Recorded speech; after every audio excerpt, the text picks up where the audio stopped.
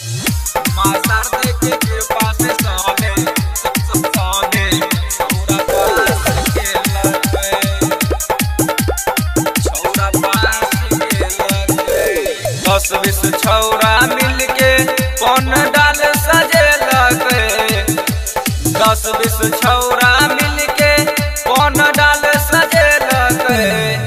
माँ शारदे के कृपा से सबे छौरा पास के लगे, माँ शारदे के कृपा से सबे छौरा पास के लगे।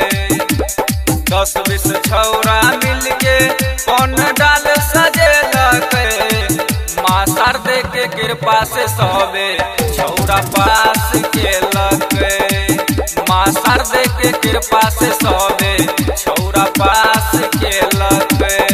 छौरा पास के लगे, माँ शारदे के कृपा से सबे छौरा पास के लगे। सब छौरा 10मा में रहे देलकै परीक्षा, बढ़िया नंबर अयलै सबके पूरा भेलै इच्छा, पूरा भेलै इच्छा।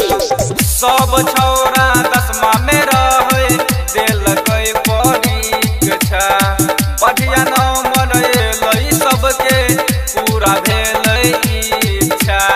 ओही में से एगो जिला टॉप केलकै, ओही में से एगो जिला टॉप केलकै। माँ शारदे के कृपा से सबे छौरा पास केलकै, माँ शारदे के कृपा से सबे छौरा पास केलकै। छौरा पास केलकै, माँ शारदे के कृपा से सबे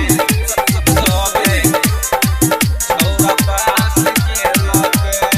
बुनिया और सेब मिला कर शादी बनेलकै, पूजा के बाद सब लोग में और शादी बांटलकै, और शादी बांटलकै।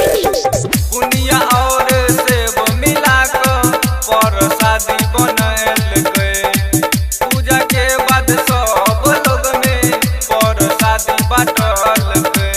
राहुल राज नंबर 364 लेलकै, एनके निराला जी 10मा में 325 लेलकै।